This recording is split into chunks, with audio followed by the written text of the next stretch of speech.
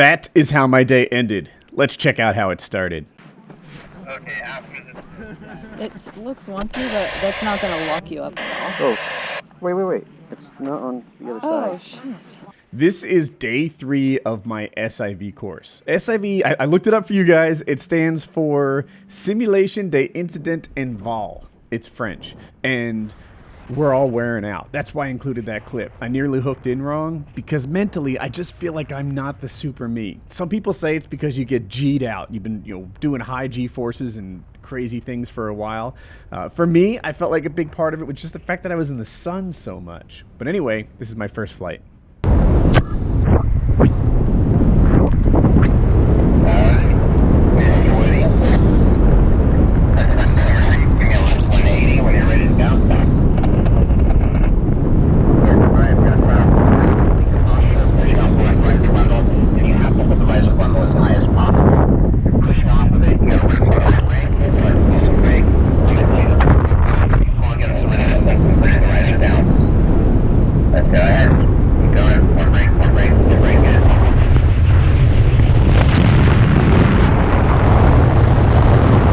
This is a SAT. Look at that, a SAT. I'm doing a SAT right now. What it stands for is not important. It's Safety Acrobatic Team, the people that invented it. But what it signifies to me at the time was like the entry into like, I don't know, the cool kids group. Like the only people I know that can do SATs are the good pilots, the ones that when they speak on Facebook or whatever, you listen. And that actually was my best SAT, my first one. I do a total of 4 this day, and you just witnessed the best of the 4. It turns out, oh God, don't listen to me. I'm not an instructor. I'm a student. But here's another SAT. If you sort of give it that extra pull to get into the SAT early, then it's slower. If you give it that extra pull late, it turns into what they call a spirally SAT, and you pull too many G's, and it doesn't look as cool, and whatever. But yeah, I just did 2 SATs right there, and that's like huge to me. I left this like, oh my God, like I am now the world's most freshly minted SAT pilot. I can't believe I did them. And to watch YouTube and stuff, I was under the impression that it would pull a lot of G's, and if you do it poorly, it did. Like my spirally SAT. Look at me go, wing it over. If you look, they're killing it. But if you do the SAT late, it pulls a ton of G's. If you get in there early, like I talked over it when he just said, "Hey, Woody, you're doing a SAT. Relax, look around, enjoy the scenery," and I did because it wasn't that intense if you do it really well. And I just, what's happening there is you spin so quickly. Your wings going forward and your body's going backwards, and you're kind of pivoting with the middle of those lines above my head kind of being the middle of that pivot point. And there. Oh, what happened right there, I'll explain. He told me to do some more wingovers or something, I think, right before I was going to go to the beach. I felt like I didn't have an altitude, and if I had done them, I might land in the water again. And if I do that, then I wouldn't get a chance to pull my reserve at the end of the class. So I just wasn't taking any chances. I do some crappy whip stalls. And yeah, anyway, that's my first flight. I got 2 SATs in. I don't know if I was doing wingovers or asymmetric spirals, but it was a really good flight. It was a total win. Awesome.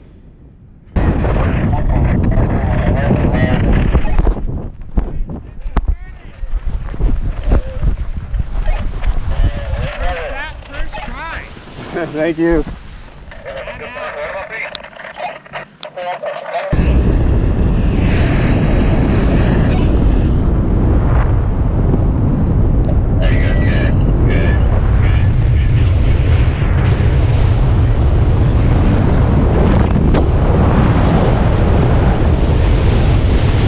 So that was another SAT attempt.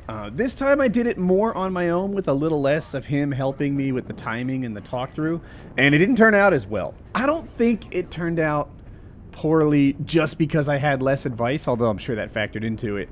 I think it turned out poorly because I'm draining. Like if you'd caught me on day 1, I wanted to go 5 times. If you'd caught me on day 3, this is pretty badass. Then 2 might have been enough for me, just like mentally. They call it getting G'd out. I don't know. I might have just been baked from the sun, but I didn't have it in the same way that I did in some of my earlier flights in the earlier days. This is me doing the best I can with what I have left. Although, I gotta say, not bad. Not too bad. I'll get a little bit done here.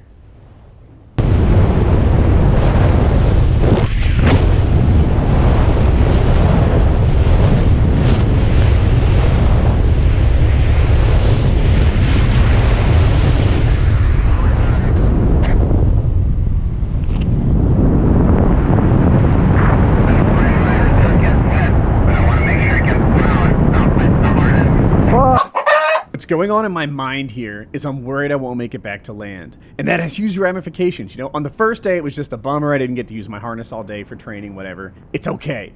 This day, if I get my reserve chute wet, then it's not safe to use in an emergency. And I'll miss my opportunity to do the reserve deployment on my last flight, which was huge to me. I've been looking forward to it for like months. And like you get a t-shirt, it says Torrey Pines Swim Team on it. It's this thing, it's an achievement, it's a trophy. I wanted it, it was an experience that was important to me. And I thought that I had done so many maneuvers I wasn't gonna reach the ground. But as you'll see in a second here, I make it just in time.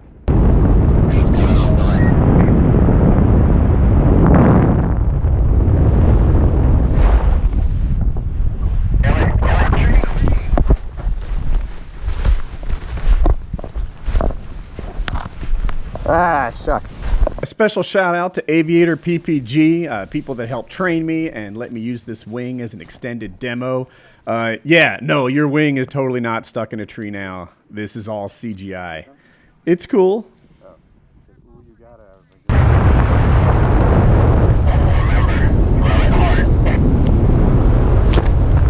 So let me set the scene a little bit.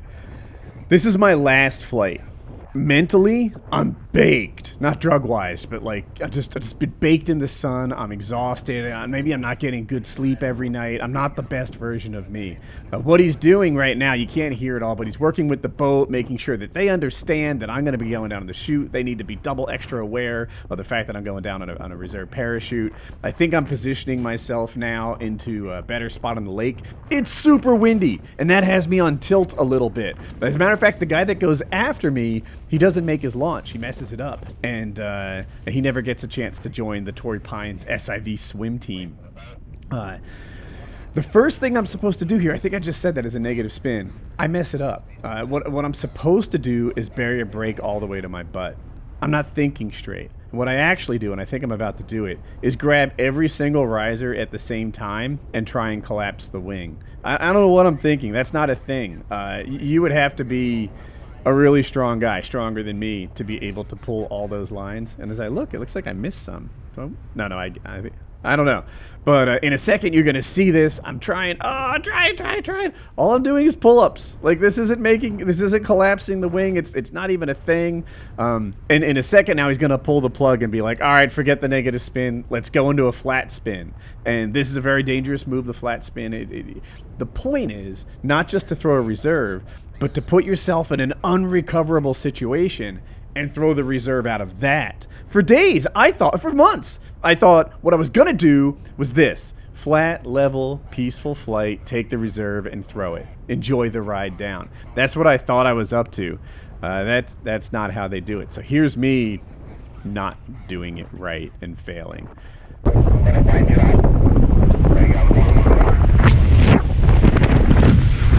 This is where I was when I threw the reserve. Let's have some truth-telling here.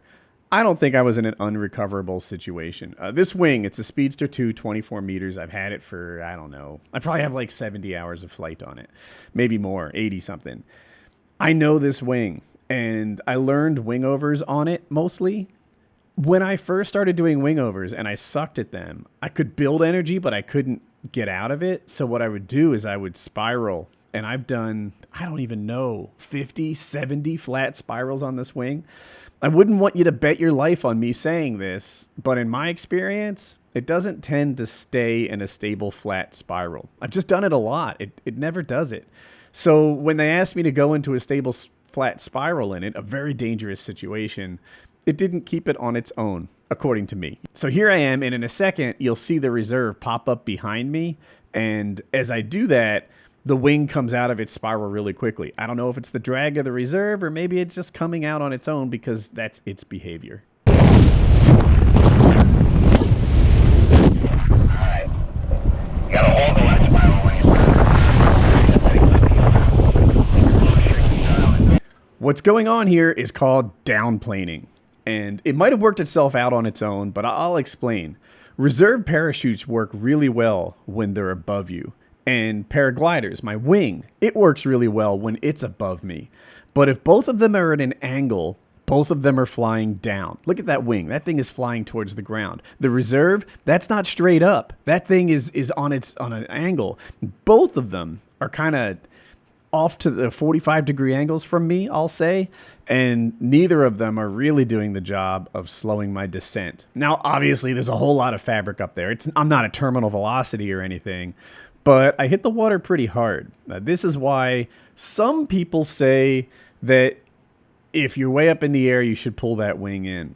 My instructor says not to in most situations. He says if it's working, then don't try to pull the wing in. Just focus on the rest of your landing procedure. I would say my instructor's not in the majority. If you read books and such, then they usually tell you to pull your wing in, and my instructor says not to. But my instructor has guided people through like 2,000 reserve deployments. He's deployed it himself over 200 times, and I feel like the people that say he's wrong don't have nearly his experience. So what do? I just listen to the guys teaching me. You know, at this point, I've literally only thrown the reserve once in my life. I'm not the guy to teach anybody. I can say I think I've experienced downplaning. It might have worked out on its own if I had more altitude, but there we are. I'm about to hit pretty hard.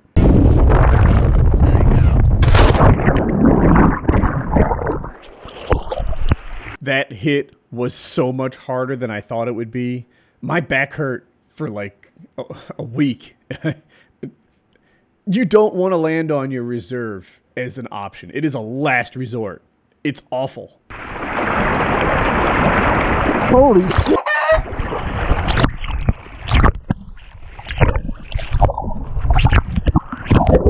So what's going on here is a little worse than I thought. So I'm comfortable in the water. I think I talked about in another video as a competitive swimmer, jet skier, competitive surfer, yada, yada, yada. Since I was 12, forever. And I'm tapping my head so they know that they can pick up a piece of the reserve rather than worry about me. But what happened was I was getting pulled through the water, like a water skier. And I've got flotation on my back, and it wanted to roll me over to my front. Let's look at it again. I'm getting pulled at it. Look at this. Look how much I'm moving. You know, this thing's not landing. It's stable up there. It's just going to keep pulling me and pulling me. And I don't know if you can see it. It's trying to tilt me on my one side, and then it tries to tilt me on the other side. I need to breathe in this operation. And eventually I kind of settle. I get on top of the harness instead of having it wanting to flip me over onto my belly. And here, you know, I tell them that everything's fine, tapping my head. Because there's a piece, when you throw your reserve, there's a piece of your equipment that you lose. And we had flotation strapped to it and stuff so the boat could go get it. And I had them prioritize getting that instead of me because I want to lose it.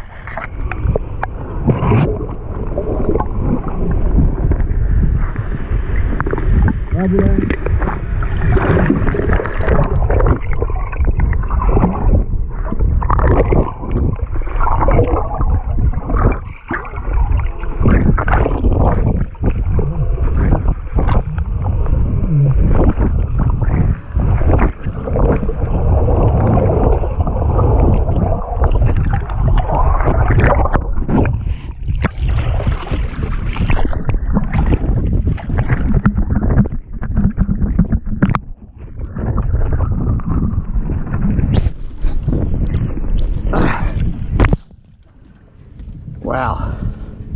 And there it is.